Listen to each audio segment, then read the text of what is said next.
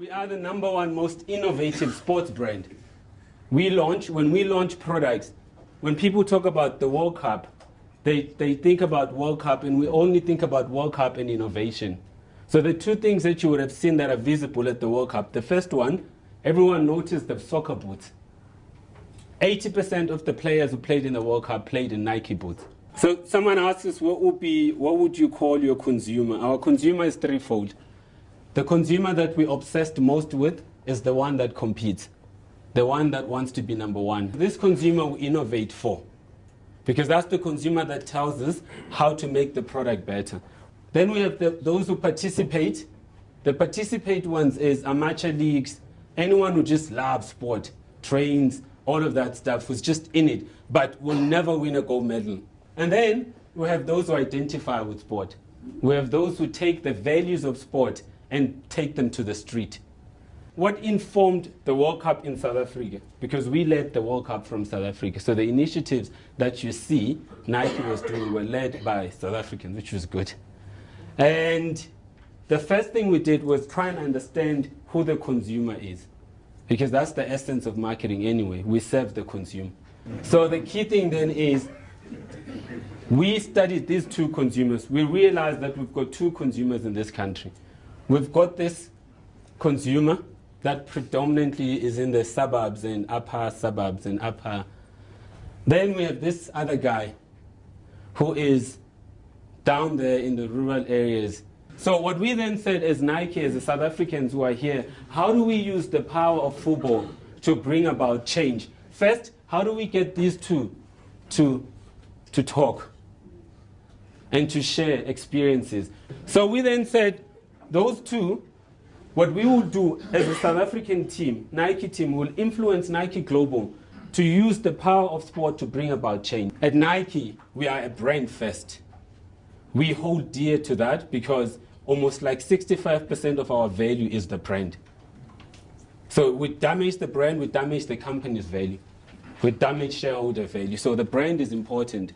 We have 7 categories. Those 7 categories, even in this country, is basketball, football, sportswear, running, women's training, athletic training, and then action sports.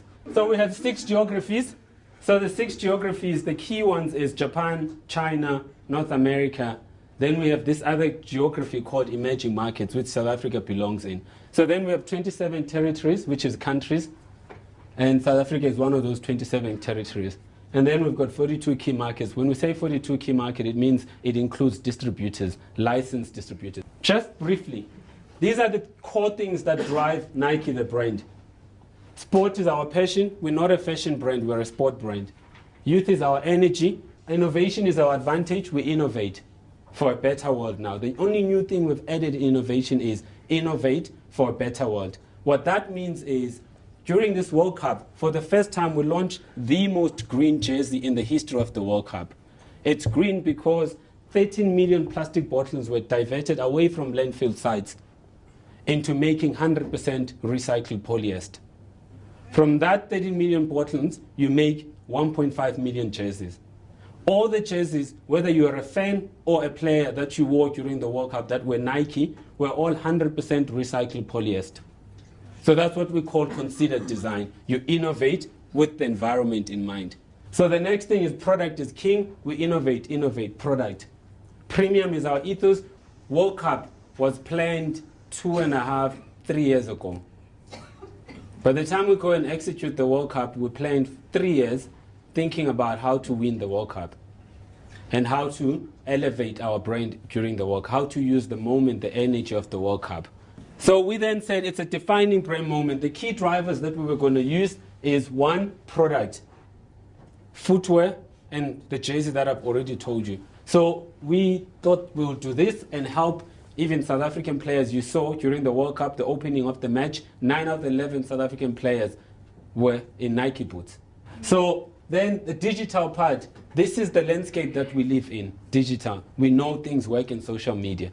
We know that the 16 to 24-year kids talk with their mobile in South Africa, 100% penetration. And we need it. We are on Mixit. When someone asks me, why are you on Mixit? Because that consumer is on Mixit. I need to know what they're talking about.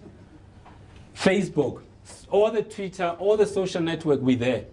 we are the #1 biggest sport brand in those mediums. On the ground attack, every country to come with its own attack on the ground plan, which is South Africa included. Then Amplify Sport is all for those people who identify with sport.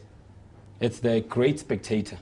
For World Cup, we wanted to see how we write the future. The mediums that we picked, all of them, PR, digital, retail, we love retail because retail is where the consumer decides democratically with their purse. It's the only place that the consumer has power. And then we did all of this, and we flighted the first ad on Facebook and YouTube, on Twitter, on QQ. QQ is a Chinese social media. And what do we have? 3.7 billion impressions. What do we have? 190 TV million viewers. So that tells you already, we were not just South Africans thinking South Africans. We now are South Africans thinking global. If I tell you that for South Africa, the only key thing we focused on was we want to win in retail, the biggest thing, me as a South African, that I wanted to the World Cup was how do you use the power of the World Cup to leave a legacy?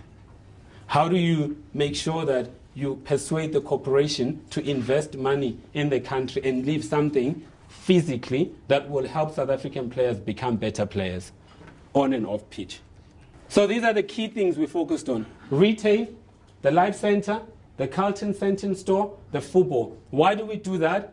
Because Life Center and Carlton, these three, talk to the downtrodden, that consumer that everyone ignores.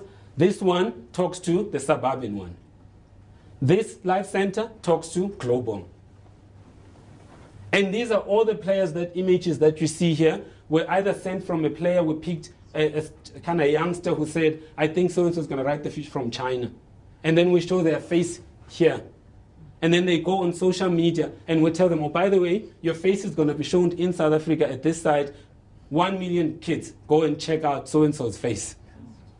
This is using the power of social media but thinking global, not South Africa. I told my team that we are not going to launch something that's not premium. Just because it's Carlton Center, it doesn't mean not premium. We're going to revive Carlton Center. We're going to launch one of the most expensive, most premium display, and we're going to teach the consumer about football. But the science of football, not just the shibobo, the science of football. The next thing, the one I'm really most happy about, is that Nike eventually agreed to invest lots of millions of dollars in putting a state-of-the-art global, first at Nike, football training center, the Nike Football Training Center in Soweto. This is designed to help South African footballers become better players on and off the pitch. So what do? We know that you can actually make lots of profit while doing good. I belong in that generation. I don't belong in the generation of abnormal profits and ignoring good. So I belong in the generation that you can actually make a lot of money. You can have loyal consumers that stay with your brand and increase the lifetime value of the consumer and increase your share price in the long run. Loyalty. But to do loyalty, you need to be relevant. Our relevance was this football training center. But I think those were the key things that we did to win the World Cup. We were not only wanting to win it visibly, win the eyeballs, but what was most important for us was to win the heart.